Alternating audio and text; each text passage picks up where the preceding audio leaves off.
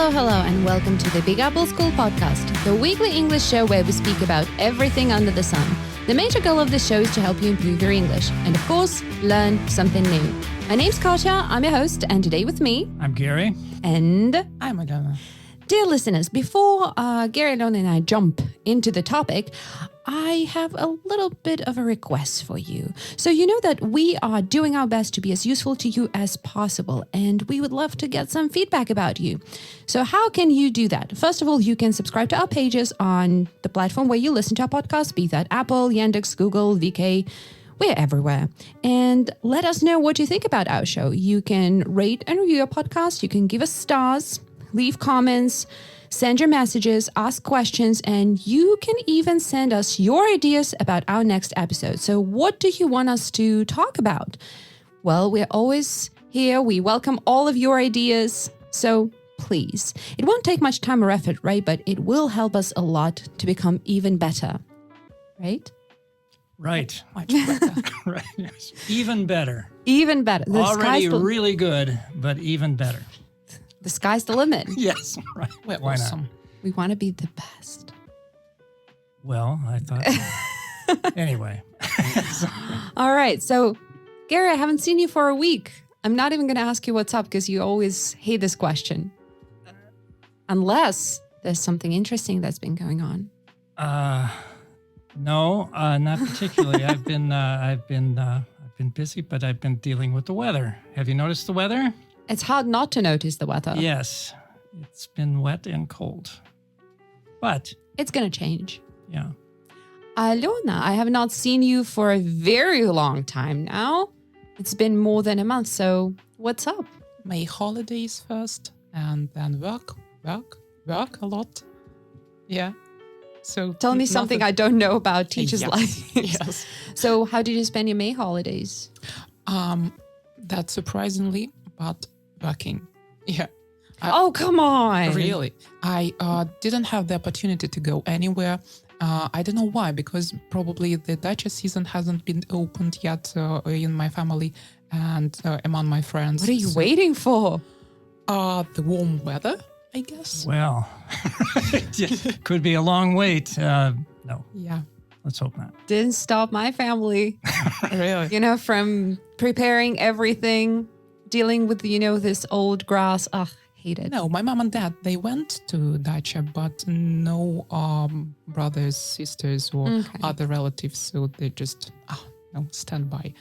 So you have only been working since we last saw each other. I think yes, yeah. And a little entertaining, I guess. All right. Yeah. Well, I guess, our topic today is right up your alley because we're going to talk about business. Right. Yes. Yes. Work and work and Yes. work. Hardworking person. Yes. And wait, if I'm not mistaken, you actually are a businesswoman. I am. Ooh. Yeah. So, Гэri, did you know that we are I going did not know that. Yeah. Actually, I've been running an English school for, I think, 4 years now. But the quarantine and all that pandemic situation influenced my business quite a lot. So we decided to go online first, and then we actually didn't close down, but we're waiting for the better times or whatever now. Mm-hmm. So now we are working only with a few students and not the corporate clients. Mm-hmm. Mm-hmm. So now you work at 2 schools then, because you're here and... Ooh. Indeed. Does that make you a spy? I don't think so, because first, I think we have different fields where we work, and the clients are different, and the maybe atmosphere is different inside the school. So we're different, but it's interesting. It's not my first experience working for the other school. I've been working I'm still working actually in one more school, and I'm teaching mostly pronunciation lessons there, and some speaking clubs or taking over other teachers, when I have some time. So it's more like a side job. Yes, and because after the quarantine and after starting to run my own business, I was a little out of that teaching community. Yeah. So, and you know how important it is to be up to date, to actually to talk to teachers and to share whatever you have in your mind and about your students and so on. So I decided to go into another school, and actually I liked that experience, and why not? I have something to share and to share my experience and maybe to learn something new. It's like an exchange then. Yeah. If I may ask, what made you go into business? Oh, that really was a strange situation, because I was kind of the teacher in the school, which I inherited, I must say. Yes, kind of. My friend, who was the school director, she, because of her some family reasons, she decided to either close down the school or to sell it. And then she had another idea, just popped up in her mind, and she was like, "Oh, I can give it away to you. Like, take it almost for nothing." And what was your reaction then? I was shocked. I was thinking about that. If I need that school, if I need that responsibility for a month, I guess, something. I was talking to my family, my friends, getting some consultations, and so we all, I must say, not only I, but we all decided that it worth trying, and so I took the responsibility on my narrow shoulders, and so yeah. Wow. Can I ask? So that meant that you had a rented space, is that right? And you had a physical location. I had a physical location. We had rent, and you had other teachers. Were there other teachers? Other teachers. We had a license, and we had clients like big clients like IKEA company. So we'd worked with them for 7 or 8 years altogether. Oh, wow. With me and the previous experience. Yeah, that's a long time. Yeah. So yes, and that was really interesting, and we specialized, I think, mostly on working with corporate clients. We had, I guess, 4 or 5 companies that we kind of serviced, and they needed English teachers to make their staff speak English on different reasons. So that was nice. And the second thing, we worked with kids, mostly individually in small groups, but with kids who had mostly the necessity to start speaking English, and we helped them. So the kids who had dyslexia as well. So you had a niche. Yes. So yes. that's fantastic. So that's why with Big Apple School we are not competitors, I think, because we were different. Well, that's smart. Yeah. All right. So, and Гэри, if I'm not mistaken, you have some knowledge of business because your family owned a business. So can you tell us a little bit more about that? That's right. Yeah, my family went into business, meaning my parents. I'm an only child, so this was... anyway, so they went into business when I was 7 years old. And my dad, I think I've said something about this on the podcast, but my dad was an office manager in a manufacturing company, which was a pretty good job at the time. But he was also a musician, and just as a hobby or as a just passion, if you might say now. I don't know if it was exactly a passion, but it was certainly part of his life. And he, for all of the reasons that people want to go into business, he and my mother decided to go into business together. So he put the corporate job. It wasn't exactly a well, it was a big company, but it was not a giant corporation. Anyway, he put that behind him and went into business selling musical instruments or electronic organs. There's a brand of organ called Hammond organ. It's you would know it from recordings. It's a standard part of a lot of rock music and everything, and its own instrument in its own right. And it was having a moment or a period of time in the 60s, 70s where it was sort of something that people desired. It had sort of an aura of culture about it and music and sort of the finer things sort of for people that just had enough money to buy these things, which were quite expensive. And so this involved them becoming a dealer for this manufacturer of these instruments, Hammond organs, and renting a big, rather large space, because these are big things.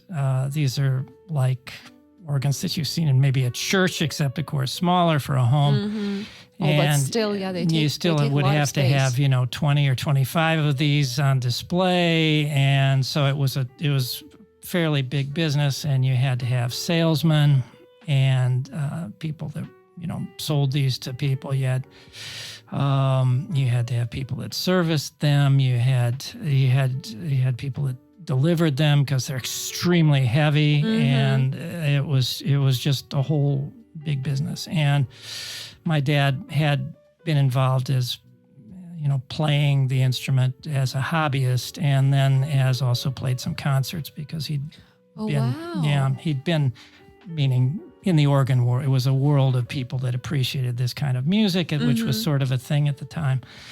And so he was acquainted with the business, and so he went into business in 1961, and it was a good timing, and the business was successful, and it became less successful as time went on, but it was still remained a good business. He started selling pianos as well, which was also a big thing, including grand piano, all kinds of just pianos. He went into the piano business as well. It was just naturally went together.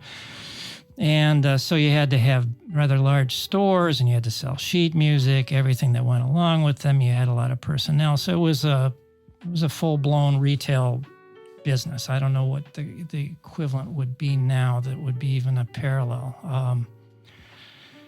I don't know what the parallel would be. But anyway, so that's what they did. And so that was part of my life.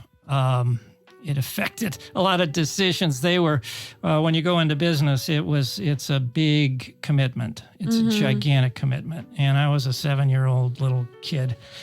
And so I needed to go to school. And so that was a problem, because this was like 10 in the morning to 10 at night.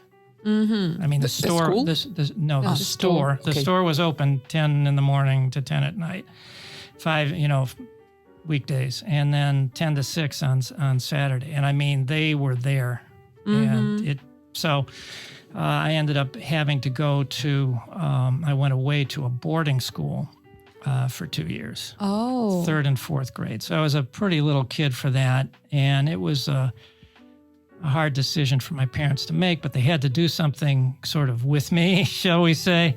And so anyway, that's how that was my introduction to it. But of course, it was just part of my life. And then later, once I'd graduated from college, I went back and I worked in the business for another 12 years. Oh, wow.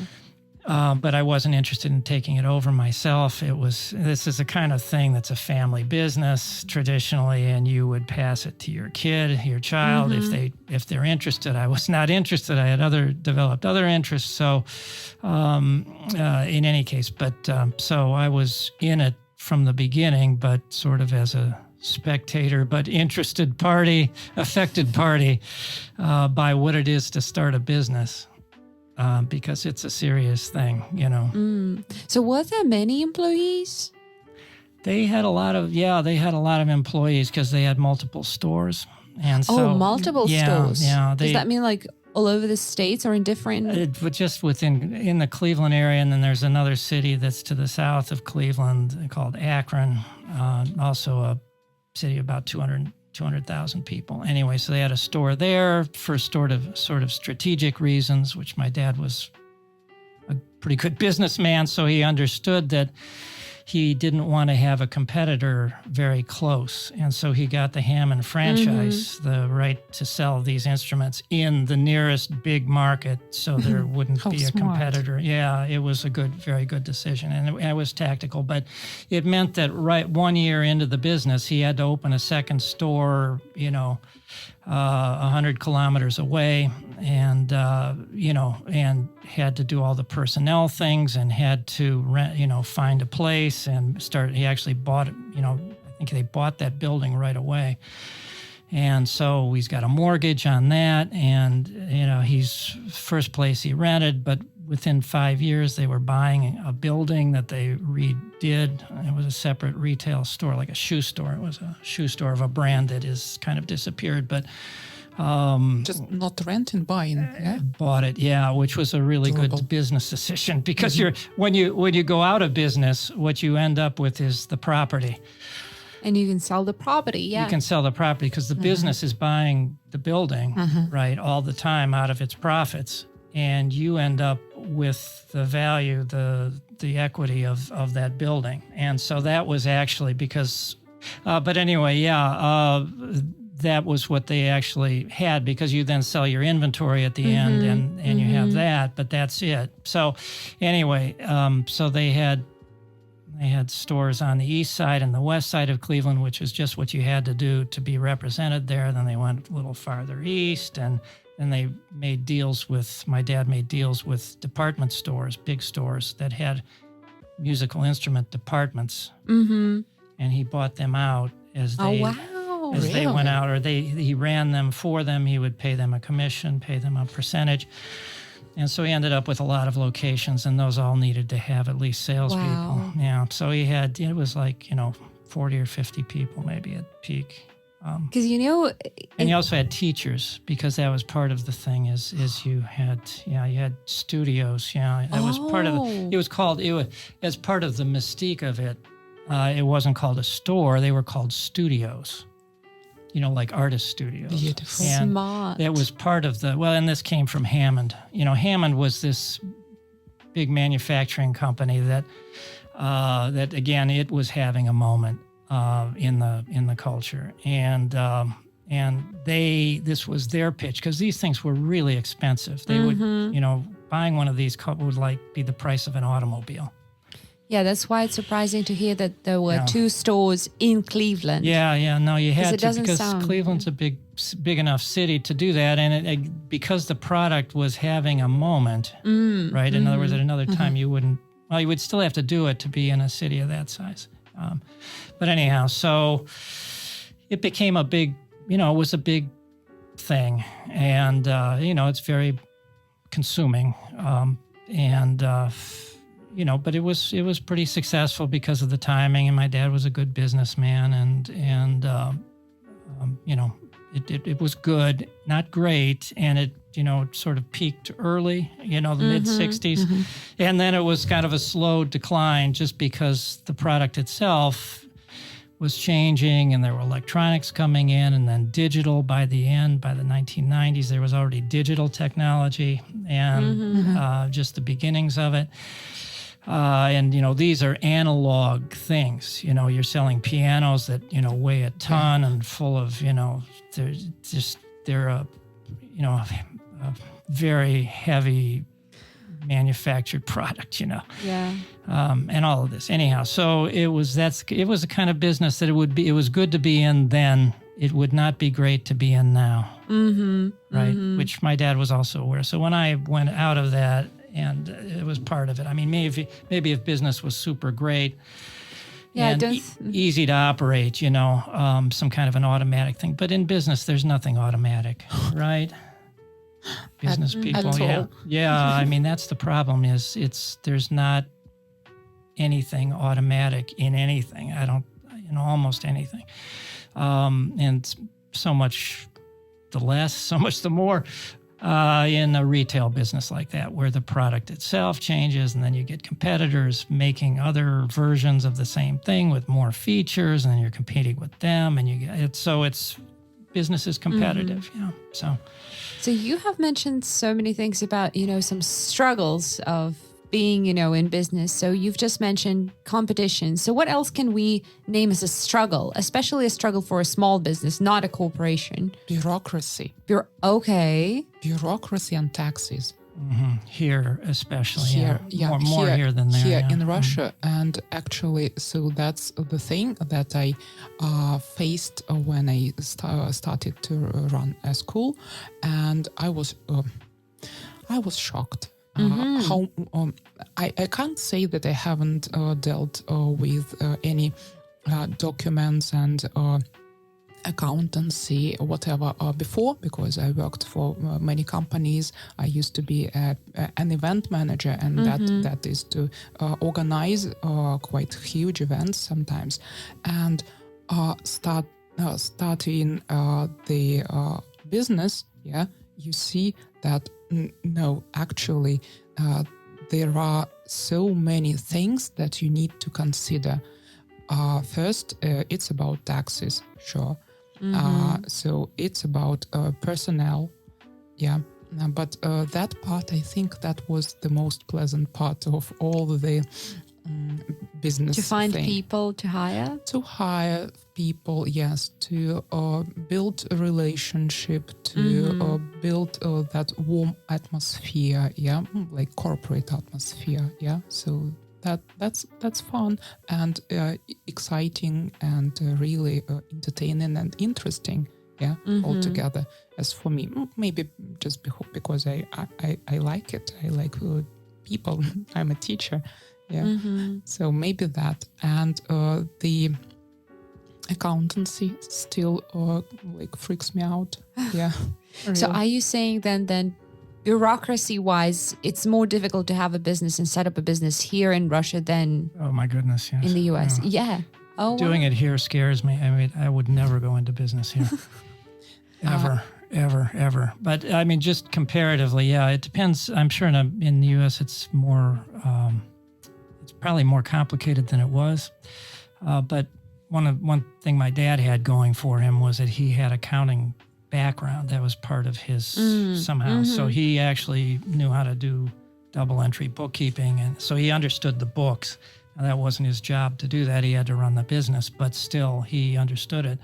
But all they did was they hired a part-time accountant person who came in for, I don't know, X number of hours per week and did the whole thing. Me myself, I had an accountant when the school was open and so on. And but still, accountancy, it's not really interesting. But except that, there is finance and planning. So finance and planning, the income, the all the buy-ins of the company, all the things that we need. So that's really, I can't say that it is difficult, but it's routine. It's routine, and I found it pretty heavy. So it's just exhausting. Really exhausting. You need to write down everything you bought, and you need to share the report with your accountant to say why you needed that, and so on. Yeah. And if we talk about school, all the stationary things, you buy and lose every day almost. Yeah, I mean, just, whiteboard markers, they disappear. It's like a black hole. You buy a pack of 10 and then the next day you can't find What about pens? So you have children who come into school and steal your parents. You turn back and they disappear. Children and pens. Little criminals. That's little tiny criminals. That's what they are. Yeah. Yeah. Oh my goodness. I've never thought about that. That very often the school buys, the pencils, the pens. Oh, yeah. I've always struggled with the whiteboard markers because I used to buy them myself, because the ones at school, very often they were like dry or something else, because a lot of teachers use them. There are a lot of classes going on. So I would usually buy a pack of mine and just keep them in my bag. Yeah. So, oh, wow. And you have to, oh God, no, I cannot even imagine that. By the way, there is one more interesting thing to actually communicate with people who do not to communicate with parents. Yeah. And sometimes that is even more difficult than communicating with corporate clients, because they are businessmen and businesswomen. They know understand what the processes. they need. They really understand the processes. And the parents sometimes they want something. And like they see their goal and they can't see the any things that cannot let them get it. Something like that. Yeah, so well, it's good if they see the goal. People, Yes. That's already a good start if they have a goal. Sometimes it's just, I want something.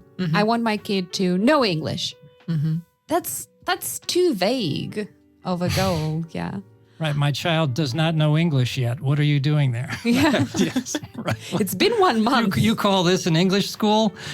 My kid, it's been already 5 weeks and my child is not speaking English. What is this? Take it 5 days. Right. Yes. Right. Have you ever struggled with, let's say, keeping up with the demand? Was that ever a struggle? I can't say so, because actually what we did, we taught business English and we taught kids their English for kids. Yeah. So to be up to date, you have a pretty nice community who actually help, like Oxford books or Magellan books, and you always have kind of mentors who can help you if you don't understand something, if you have some troubles with even finding any kind of course, for a special child, you can always take consultation there. And that's what I love about our English school communities in general in Novosibirsk. That's lovely, really. Oh, that's great. So it's not like, people are aimed at each other's throats. No. Like, Really. you're a competitor, I'm not going to help you. Actually, no. Well, that's good to know. Collegial atmosphere. When all the pandemic thing started, I still worked for another school back then, like a year ago or something. And the first thing one of the first things I did, I called to the school director, and we had a chat, like what things he'd been doing and what actually things can happen, what we need to do if we want to open up again in summer. And so we I think he was a little more into it, into that bureaucracy again. So I had a consultation actually with my colleague. That was nice, that was lovely, and really. And have you ever found marketing as a challenge, as a struggle? Oh, yes. Really. I can't. I used to try. So nowadays, what do we have to actually? It's about I think social nets mostly. That help you provide your product to clients, to find your client. And I had real trouble with that. I changed, I think, about 3 people. I tried it myself. I realized that I'm not into marketing. and I was looking for people who could help me back then, and I had my ups and downs Of in course, that. yeah. Sure. Yeah, different experiences about, at least, for example, running an Instagram page. Yeah, how to find a client on Instagram and so on. Yeah, so I had nice experiences and really not nice experiences in that. Well, I think with marketing, it's you have to take so many things into account. If it's social media, what social media should you focus on? Instagram, VK, TikTok. I mean, Targeting again. I still don't understand how it works. I think only professionals, fully understand what's going on with all these numbers and everything. I was supposed to understand it just a little. As a director, you need to be into the processes. You need to at least a little understand them. I had economical education when I was at school. I was visiting an economical school for 2 years, so I understand a little about marketing, a little about economy, and actually accountancy, just a little, up to the level I can direct a school. Yeah? But still, that my knowledge wasn't enough for me, especially in marketing field, because it's really fluent. It changes just in a blink of the especially now, too fast. Yeah, I actually have a question to Гэри then. What was marketing like back in the day? Well, in those days, of course, it was much simpler. It was expensive, but it was simpler. We would advertise. My dad would advertise in the newspaper. This was newspaper days. And so this was one thing that they would do, one form of promotion. So just standard sale ad. I mean, they were expensive, but if you sort of wanted to be in the first section, and there's a positioning on the page, the big newspaper, the old newspaper, which people read then, and there were 2 newspapers in Cleveland at that time, a morning newspaper and evening newspaper, and you sort of had to make a decision which one you were going to be in, or both, which then doubled your expenses. And, but you would promote by price or something new. The other thing that the business did was had concerts, which were public events. So they'd rent a big high school auditorium and have, good musicians playing Hammond organs and come in and give a full-blown concert. And that was something that you could then advertise and it's on newspaper. And also my dad, he did a bunch of things. There was a local entertainment program. It was like a talent program. This was, back when in television, early was television. It for kids or for No, it was everyone? for adults. It was an adult thing. It was on Sundays at noon for an hour. And my dad, somehow or other, they would have a contest at the end of the year, and the grand prize would be either a piano or an organ that my dad would provide. So, but pretty pricey. What he did was he got an opportunity to have. They had a recorded thing of his advertising the grand prize, every week. And people watched this program, and so that was very familiar. And he also bought radio time and had a radio program with, organ music and himself playing and such like this. So those were the old days when there were few media, and it was just a matter of expense, right? But you were trying to get people involved in actually making music. See, this was in the days. This is not consuming music like now. But making music. There's a gigantic difference between those two. It'd be like listening to English versus speaking English. Yeah, that's true.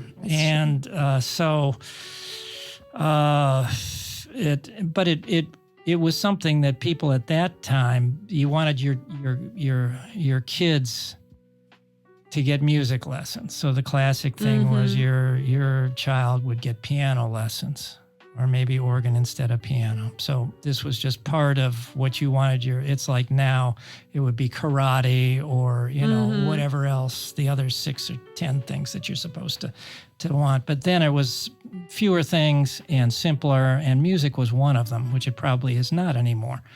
No, I think it is. I know almost all friends of my age and even younger, so they used to have music lessons, or they used to go to the musical schools. They did. Did their kids go? As kids, and now they're kids. Okay, yeah. See, So in the they United go States, it's shifted, and I don't think, quite a lot. I know. Well, that's good. Kids That's even good. play a flute. Yeah. Well, I think because it's very convenient. It doesn't take much space, Right. Right. Unlike the piano. Yeah. We used to have a piano at home because my sister went to a school for 11 years. And she even thought when she was 17, she had a choice whether to, connect her life with music or math. She made the right choice and she went into math. Yes. Right. I mean, I don't think music would have provided her, the way that math has. But anyway, so we had this old-fashioned piano, all squares basically and corners. And my mom used to call it a coffin. She's like, it's so ugly. Was it big? Was it tall? It was. So the 2-ton model. Yes, right. So, and we didn't have a big apartment, so... And the thing is that when we moved to that apartment, we lived on the 2nd floor. Was that there when you moved in? No. We had to got move it. it. Okay. Yeah. So, and the thing is that when my dad and his friends were moving up to, up the stairs to the 2nd floor. But the thing is that there was something wrong with the building. So there were no, handrail or something. So one wrong step and you would fall, down the stairs. So they were really scared and nervous. Wow. And they hated it. Was it a new building? No, it was an old wooden building. Oh dear. The one that is has only 2 floors, 12 apartments. So Baraki, something close to that. Yeah. So, and the piano. Now my sister has her own apartment, different city, different region, but she realized that she doesn't want to. Well, she got this piano before she moved into her own apartment. So she was renting, and her landlord didn't let her get a normal piano. So she got an electronic one. So now she can just plug in the headphones. Nobody can hear what she's playing. Right. So that's convenient. Takes way less space than those huge ones. Yes. Yeah, for sure. Mm-hmm. All right. You telling how you kind of advertised through different events. It reminded me of a lesson I had with a student of mine who's a marketer. So, and she was telling me how now there are 2 types of marketing, which is ATL, which is above the line, meaning obvious. Well, what is it? 80? ATL, above the line. It stands for above the line. Something that is an advertisement as we know it, on TV, on radio, when it's like, buy our produce or do this. And then there's BTL, which is below the line, when it's ad, but you don't really take it as ad. You don't understand it's ad. When you sponsor some events, when you provide a prize for something. So, because people see this name over and over and over again. They remember it. That was the first thing I did taking the school. There was the city day, and my friends who were organizers on one of the platforms, on one of the spots in Royal Park. So they actually allowed me to, for no fee, to have a place. Yes. Yeah. It's good to have, such friends. Yes. So they allowed me to actually organize kind of a photo zone. Yeah. And with, I don't know, some kind of nice background and beautiful. It was a Harry Potter. Of course it was. Yes. It was a Harry Potter photo zone with the Sorting Hat, which was speaking. Yes, and nice books, and which are opened and closed just because there was some kind of mechanism inside. Oh, yeah, it was really beautiful. It was lovely. We had some pamphlets to give away with some kind of discount. We were wearing costumes, yeah. That's smart. That was beautiful, but there was absolutely no No result. result. Yes. Oh, really? Yes. So people would just, come and take a picture and say, "Oh, wow, great photo booth." Take a picture, take the pamphlet because it looked like the ticket to that Hogwarts train. There's so much time and effort and probably money into putting all that. Not much money because I have friends who... You're like, because they just have a sorting hat and all the costumes, like, come on. You know how they say, like, property of the model. Oh, Katya, I used to be an event manager, so I know people who can, who are really excited and interested in such, that affairs. makes sense. That makes sense. So they were eager to help, just to see what can happen and if it can give the nice result. It didn't, but still but it was fun. It was fun. We enjoyed the organizational process. We enjoyed the Saturday, and there wasn't a result, but that was a result as well. So I saw that actually we don't need to put effort in that BTL, in that kind of advertisement that won't give us the result or bring clients. Yeah. So we started the Instagram, and and then it went downhill from there. Right? Yes, right. Out into the darkness of the internet, never to be seen again. Yes. That's what internet We're doing is for, something out here, but we can't tell what's happening. What's happening? What's going on? Yeah. So, and what would you say are then the advantages and disadvantages of setting up your own business? The hugest advantage is that you're free to decide what you want. Yeah. So you have an idea, yeah, and the way you organize the company inside, that's your own child, we can call it, yeah. So that's really valuable. But all the other things, with the bureaucracy, with the taxes, with sometimes the organizational process, yeah. So it makes it makes you unhappy a little. Sometimes not a little. When I'm thinking about, in general, people setting up businesses, I cannot stop thinking that they are responsible for everything. Yeah. How is it possible to deal with this level of responsibility? And it's not just taxes and bureaucracy. You work 24/7. That's true. And you're also responsible for somebody else's payment. Right. They rely on you, so you can't really let them down. I can sometimes you don't get sometimes you don't even pay yourself the salary. You just because you are responsible for the other people, and you have to give them their own money so that they earned, and that is more important for you. And you put as much money as you have all into the business, and then you realize that, oh my, I don't have any money left, and so on. So many things happened during all those 4 days. Yeah. And that was experience that I can't say that I would love to maybe... Right, but I'd love to repeat that. Let's do that again and again. Yes. Yeah. Right. Let's do that every month for the rest of our lives. No, how does that sound? No, thank you. Right, yes. But that was interesting, really. Yeah, well, it's very creative, right? I think one reason people go into business is that they want to do it. The classic way we say it is somebody wants to be their own boss, right? You want to be your own boss instead of working for somebody. Yeah.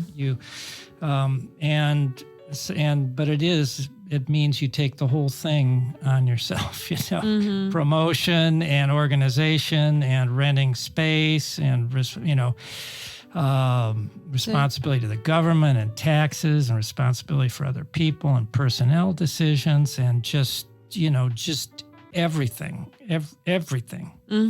But that's creative. Well, some people to go into business not only to be their own boss, but to live their passion, maybe if they have some.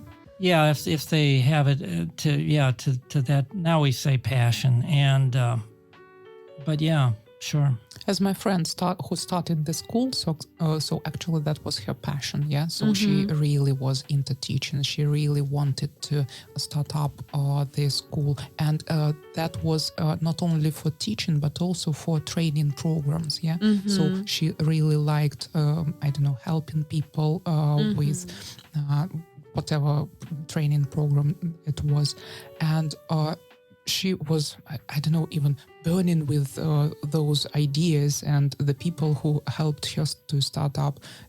So I think she was really grateful. And I myself can say that I'm really grateful to my friends who all helped me. Yeah. Sometimes they took the positions of administrators. Yeah. Because I needed some insight. Yeah. Inners.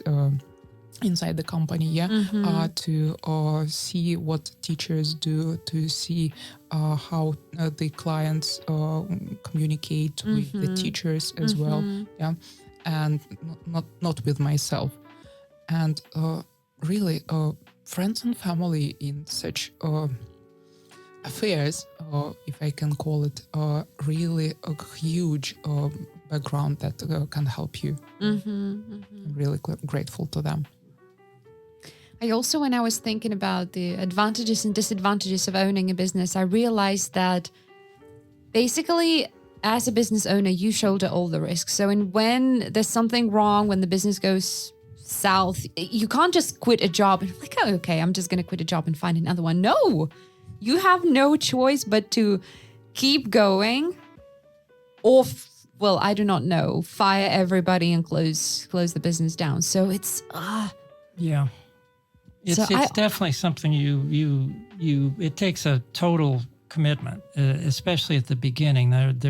Hopefully there is a point where it sort of has its own momentum and you have the right people in place so that you don't have to do everything or feel like you have to do everything. But still, as we say, the buck stops here. And I don't know if you know that statement. Yeah, it was we had a president of the United States named Harry Truman after World War II, and he had a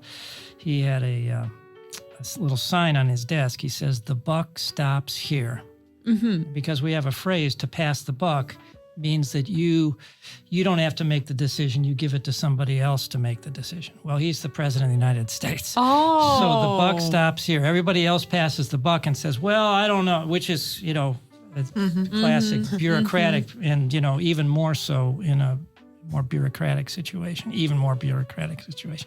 But anyway, so the buck stops here at your desk, on your shoulders here to make the decision. And, what do, right? You don't have enough money to make, you can pay everybody else maybe, but not yourself, like you're describing, or whatever all those decisions are on you, which again, if it's a creative position to be in, right? It's your thing, right? You make it or you break it or it breaks you or, yeah. That's why I admire all people who have successful businesses. And I'm not talking about, corporations right now, but, those small businesses that are still functioning after 2, 3, 5 years of being in business. Yeah. It's an achievement. I mean, it is for sure. Yeah, that's why we should support local businesses. They're struggling. They're trying to survive. So don't buy it on Ozone, people. Right. Go to your local store. Yeah. And don't buy it at DNS either. Buy it at that other smaller store. Anyway. Are there any other smaller stores? Anymore? Probably like not. Like the Metro. Anyway, but so do you think then that now it's more difficult to become successful? So we have such a great competition. We have these conglomerates, corporations. We have online shops. So is it possible to be successful now? I think it is. It's just catching the wave. If you can really, understand or see the situation or foresee the situation, so you can really grab something, find your field and really become successful. It's like about feeling the time. Yeah, it's a matter of timing and understanding what's going on, which is not easy to do. I don't know that it's very easy now. Now, something like teaching, right? There's something unchanging about that in the sense that you have students, you have teachers, right? And you can't really substitute that. Now, remote, you can substitute to some degree, and there's an experiment with that that's going on, how well you can substitute remote for in-person, but finally, in-person is pretty well established for teaching anything. So that's a fixed thing. But if you're selling a product or certain kinds of service, I'm sure I would think it would be very difficult, It would be So what would then be the key elements of success? So let's say when people have their startups, so what can help them to become successful? So what would be something that they have to keep in mind? Feel the needs, I think. Okay, so analyze the needs. Yeah, you have to find not it. Sometimes analyzing even, it's just inner feeling. You have to feel it. Yes. Maybe analyze, yes. But sometimes you just know that you need to do it that way. And you need to do even that product, produce that product and provide that service. And the best timing. Right. Yeah. I mean, you have to provide a service or make something, right? Of course, who makes something, but you have to provide it and just be able to do it in a quality way, right? That's basic. Quality. Basic element is the quality is going to distinguish, between success and not in success, failure. But it's a matter of feeling. It's a matter of analyzing, and but you have to catch it right. You have to. I would also say I think it would help a lot if you have a strong team, because you can't do everything on your own. You can't. Right. Well, you have to make the team. Alone. Yeah, you have to develop the team, that's part of it. Right. It's personnel becomes part of it, and certain kinds of businesses, location becomes part of it, and promotion, and all of these complicated kinds of things. Yeah. And reasonable prices, I think. If even they are a little higher than the medium price. I would say it's not about only reasonable price, but being able to justify the price. Because I have an example. So there is this bakery that I really love, my favorite. They opened 2 years ago, and their prices are way higher than the average in the city. They are noticeably higher, but they can explain why it is like that. So they say, you can ask us about any single ingredient. We will tell you how much it was, where we got it from. We can provide certificates for everything. So, and they show that this is quality. So, and with that, even though their prices are so high, they never, have shortage of customers. So they always have a lot of people there. They always sell every single thing just because they provide quality. And, and I can see that there are places that are, have way higher prices in any field. Let's say clinics, dental care, English schools. So, but sometimes the price is because of the quality. Right. If you can justify, people don't object to spending more money if you get what if you get what you're paying for, you don't mind paying. People are ready to pay for quality. And the problem is to provide it, and to provide it at scale. If you have to, like if you're running a language school, you have to have and you've got 10 teachers, you have to have a quality thing happening, in an ideal situation, in every one of those classrooms. Yeah. Well, quality, it's Yeah, I have a lot of examples when I am ready to pay for the quality, or I know what the price consists of.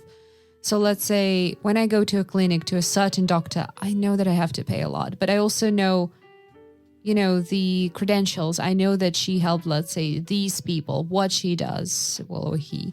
Right. You don't think of cost when it's your health, Exactly. Or let's say the same. Last year I was looking for an English teacher to help me with academic writing, because I realized that I know nothing about the structure of articles, scientific articles. The price was so high, but I also understood that this is a person who is teaching academic English at Oxford University. Of course, the same thing when people come to our school, for example, we have cases to prove that this is why we have such a price, for example, because we can help people reach their goal. We have results, so we can justify all that. So yeah, quality. Yeah, then. quality. Quality and not quantity. So, and what about people who want to start a business but don't have enough money? They don't have any kind of initial capital. How can they solve this problem when they want to start a business? Well, that's a classic problem, and that's the reason that a lot of businesses fail. And is that, right, there's simply, even if I can say this, I think that's true everywhere, I'm sure, but here especially, there's a real problem with just everything, not everything, but a lot of things seem to be underfinanced. That there just isn't enough capital. It just has to do with the way the economy is working or not working. There just is not enough money flying around to finance anything except for, it's just really hard. So I don't think that we have that institution of investments, or if I we can was just call it, about to say that. Yeah, So- well, when my dad went into business, this was how you did it then, much simpler time, and but there were certain expenses going in, which he had to buy a franchise from the Hammond Organ Company, which is the right to. It's like buying a McDonald's franchise, right? You have the right to do everything McDonald's in a particular area, and so that cost, I don't know, it cost a pile of money then. But he borrowed it from my grandparents, who were particularly my dad's parents were not. I don't know that. I think they must have given put their life savings into this. But my mother's dad had bought and sold houses, so he was, he had some money. But I think they wanted to keep it equal, so that it wasn't, everybody felt equally involved or not preferred or something. Anyway, so that's how they got started. And then, of course, the inventory. These were really expensive products. And so.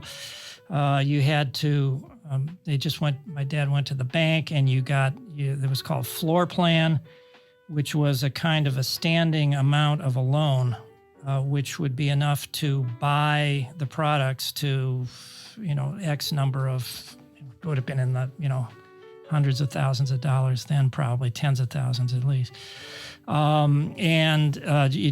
You worked off of that, but then you're paying that back constantly out of sales. So that's how they did it. It didn't take a massive amount of capital,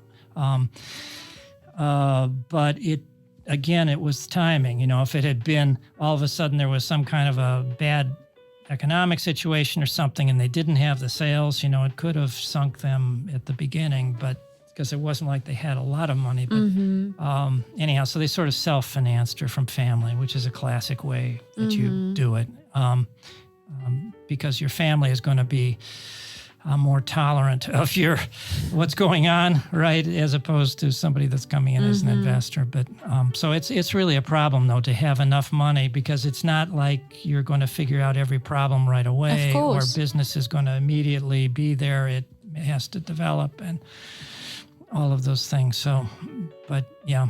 Mm-hmm. Well, yeah, I know that nowadays there are also a lot of fundraising, websites Now or there platforms. are. Yeah, that's a brand new, that's what the last 5 years maybe. Mm-hmm. Yeah. So, but you have to make the investors interested in your startup. Right. So you have to market it to them, right? You have to. But still, it's a huge opportunity for those who don't have money but have great ideas. Right. Why not? Do you know that there's, oh God, I wish I remembered the name, but there is a show now where potential investors, they are given, let's say, 5 startup ideas and they, see the presentation. Shark Tank. Yeah, I think Shark Tank, yeah. And they decide which one will be financed. Yeah. And this is, real big time television show type, reality show kind of thing. Yeah. So, But yeah. Some people try to find investors through social media, through different events. So they go to, let's say, different presentations, different events, and they try to meet as many people there as possible. Networking. Yeah. Networking. And before the quarantine, actually, friends of mine were organizing such meetings for people who can make new friends, let it be, see other people, exchange business cards, and see where they can be kind of useful to each other and give a hand if it was necessary. So that's a huge thing, actually. All right. So, and tell me, is there any kind of a business story maybe? I mean, a certain business that inspires you, or whose story of success inspires you? I don't know about inspiring, but I certainly appreciate what a lot of great businesses have done, right? For example? Well, Apple. Right? Yeah. I mean, we're talking about business. It's inevitable that it would. That right. was the first that we discussed before the podcast. Yeah.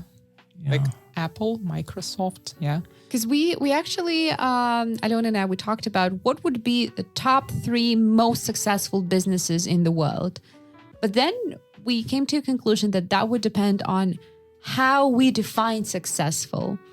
Does that depend on sales per year, or like annual sales, or the value of the company? Because then the results would be different. But what companies would you think would make, this top 3 most successful companies in the world? I don't know. The first companies that come into my mind, it's like first Apple. Yeah. I think. Yes. Microsoft, because they did, and they've been doing a huge thing, actually. Yeah. And I don't know, I've already told you before the podcast, I think Uber. Why not? That's Uber. Uber, yeah. Uber. Yeah. Tax. So that's insane. They just created something out of nothing. And you know how before we used to be told, like, never chat to, people you do not know online, never get into a car with a person you do not know. Now we do exactly that and pay money for it. Yeah. yes. Yeah. No, that's a tremendous innovation. But Google, anybody? Yeah. That even became a verb. Yeah. Yeah. Yeah. It's so big. Yeah. Yeah. I read that one of the biggest companies and one of the most successful companies now, in terms of value, not the sales, is Alibaba, which is the head of AliExpress, and it's not only AliExpress now; it has like some more companies right now, because apparently their value now is about $700 billion. So and they're following Amazon in the United States, and my little brain cannot, imagine such numbers. Yeah, well, I don't know how big Amazon is. It's probably huge. They're getting those companies since I last. I mean, they're almost 2 trillion. I know it was a 1 trillion. I mean, trillion. Yeah, they're really 12 big. zeros. Yeah, in market value. Yeah. But and it's because they introduced, like Uber did, right? They introduced some new way of doing something. Right? And then comes IKEA. And IKEA, in its IKEA as own well. way, it's not as big as the others, but just But as still, far. the idea of the selling things that you can assemble at home by yourself. Have you mostly. noticed that all of these companies, Apple, Google, IKEA, when did they start? Well, Google started in the late 90s. Apple started in the 90s? Yeah, in the And 80s. IKEA started started after maybe in the 50s. They started 60s, if I'm not 60s, mistaken. okay. Yeah, so all of there, that was yeah? before 2000, which maybe this is why they became, so successful. Not only, that was one of the But then elements. there's Facebook, if you want to call that a high value proposition, that's since, after 2000. But yeah, or Uber also is, recent. Yeah. Uber is recent, but it's also not as big as, let's say, all of these, as Microsoft or as Google. Right. No, it's not. And actually, do we know that it's not a part of Google or Microsoft? It might be not a one of part. their products. It's not. It's like, It's its own. okay. They're all their own thing. It's like, because I remember when I was reading about food and food companies, I was shocked that 90% of everything that is sold in an average American supermarket is one company. It's Kraft. And then, because Kraft and Heinz is one company now, but we think like, oh, it's different. No, it's not. Not anymore. And then Coca-Cola.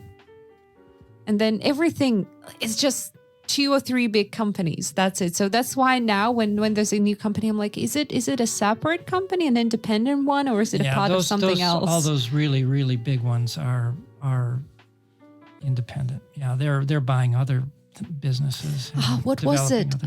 God, I don't remember the name of the company. But at some point, let's say McDonald's. So as an example, because I don't remember what company that was.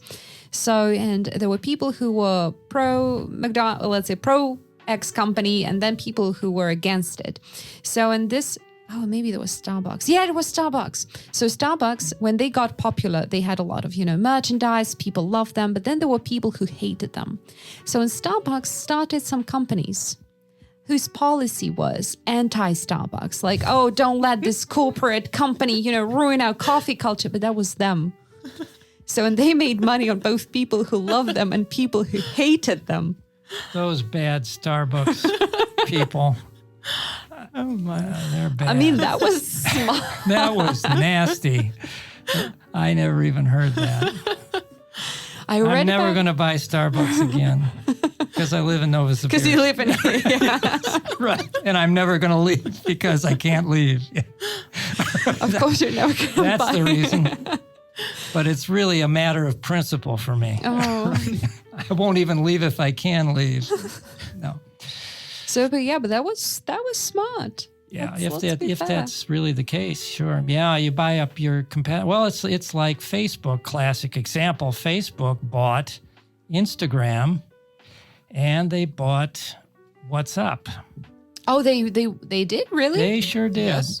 And Yes. I'm sorry, I live in a cave, I don't know what's happening in the world sometimes. If you got any questions, no, anyway. Yeah. No, but they did, yeah. And they bought them when I think they paid $1 billion for Instagram, which at the time people were going, oh my goodness, $1 billion for this startup company. And of course, it's now gigantic itself. Oh, yeah. Same thing with WhatsApp. It was, they bought it. And what they're doing is it's part of how they become a monopoly is that they buy their competitors. Mm-hmm. Mm-hmm. And, which is why you've got Facebook and Facebook and Facebook. So you can have Instagram, Facebook, or WhatsApp, Facebook, or Facebook. Your choice. Oh, yeah, they're huge. They're huge, yeah. And it's monopolistic, and the U.S. shouldn't have let them do that. Now they're too big. Mm. They let them get too big. Mm-hmm. And that had certain other consequences. But anyway, yeah. So that's, smart. It's smart, very smart business. Mm-hmm. All right. And tell me, what do you think about the current tendency? Because nowadays, a lot of people, they quit their jobs in an office and they either go freelance or they want to start their own business or they, set up individual proprietorship, which is also a type of business. So why do you think is that? What is your opinion of that? I did that when I started teaching. I used to work for Megaphone first, and then for an event company. I was working for a boss, and then I realized that I'd had enough, and I came to a school, and that was part-time job back then, but I had my own students. And actually, that was a huge difference when you need to work for yourself and when you can organize your schedule yourself, and when you need to work for a boss. So that's a tremendous difference between those two things. Yeah, it's the same reason that a person would start a business, right? A business, a business with a location and all of those things, that you want to be your own boss. You want to have creative control. You want to control your own time, right? Instead of having somebody control For me, your time. I realized that I would never like to set up a business, meaning, find a location, employees, all this bureaucracy. No, that's not my thing. I'm not a leader. I can relate. Absolutely. I don't want to be a leader. I don't want to, have employees. But last year when the pandemic hit, I had to, well, not that I had to, but I decided to switch to freelance. So, and I realized that, that was connected with my values and goals at the time. Because let's say when I was working 100% offline at a school, I would come to school at, let's say, 8 or 9 a.m., leave at 9 p.m. So, because that was convenient for me at the time. So then in 2020, my time became more precious. So I needed a way higher level of flexibility because I had to be able to switch my classes, to, reschedule a lot of things, because I had to be really flexible in terms of, dropping everything and going to see my family immediately. So that was what the conditions demanded at the time. So, and I switched to freelance, and now I realize that was one of the best decisions in my life. Because now, let's say, when we get a new student here at school, so we just decide, which time would work best for me, so I don't have to come to school anymore. I just, check the timetable and see what's convenient for myself. And then very often I can move the lessons, I can rearrange them if I want to go, let's say, to a theater or somewhere. Because for 2 years, I didn't have any chance to go to a theater because all of the group lessons were in the evening. The first time I went to the theater was this February. Yes, I mean in a couple of years. I can relate. I can relate. Yeah. So yeah. Of course, that also means inconsistency in payment, because sometimes students cancel, and with freelance you don't have some kind of a cancellation policy. But this is something I can handle. Why? Sometimes you can organize such kind of cancellation policy with students. Of course, it all depends on the situation that they have and that you have. Sometimes you can be the person who That's why I'm like, yeah. Is it really worth it? If I had the groups, maybe I would, because then, if you have 5 people and then 3 of them do not show up, it's not really a group lesson anymore. But now that I work one-to-one, I don't see the need of, having really strict cancellation policy. So, all of my students, they are understanding. We just chat and communicate, and they just, reschedule or something like that. But that is you who organized that community around you. So, that's true. Yeah. So, and I know that they would not cancel if it wasn't for something, serious, or work issues or health issues. So, yeah. So, and apparently I think that's the reason. So people want more freedom, more flexibility, which is really valuable nowadays. Yeah. Although I do have to say I sometimes miss, coming to school and having group lessons offline. But, well, we'll see. All right. Oh, thank you so much. It was so interesting to talk about businesses back then and now. And yeah, I've just once again have come to a conclusion that I will never in my life set up a business. Ever. Okay.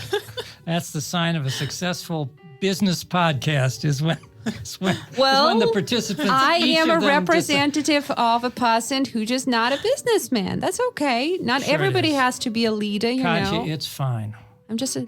Right. Wait. It's just fine. Are you know, not being a businessman does not mean I'm not a successful teacher.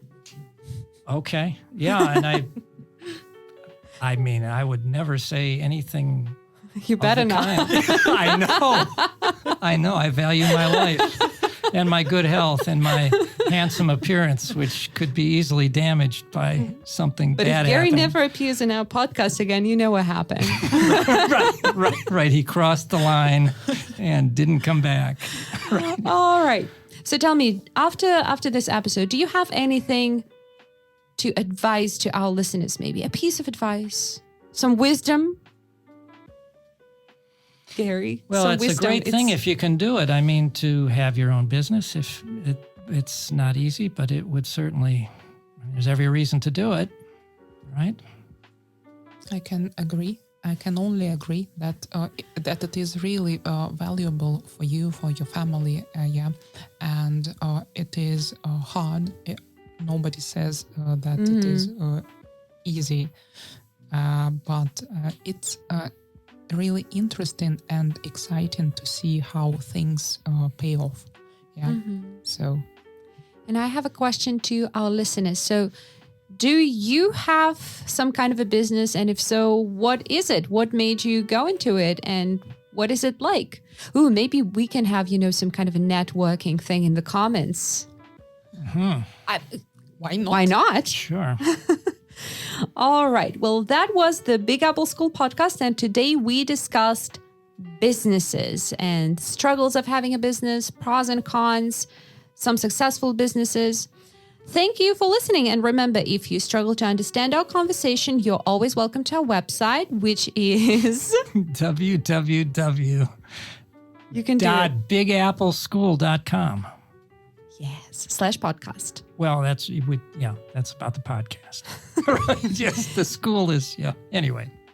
Well, but actually, if you go to bigappleschool.com, just the main website, you can also find a lot of interesting things over there because we have videos, we have podcasts, we have articles, grammar books, so a lot of useful content. And if you want to get even more content, which will help you learn English, you can follow us on social media. We are on Instagram, VK, YouTube, Telegram. So just search our name, which is Big Apple School. Thank you, Gary. So that was Katya. I did it. How did I do it? Did I do good? Perfectly. Okay, all right. Oh, so that was Katya, and my guests for today were... I'm Gary. And I'm Alyona. stay tuned, and we'll see you around.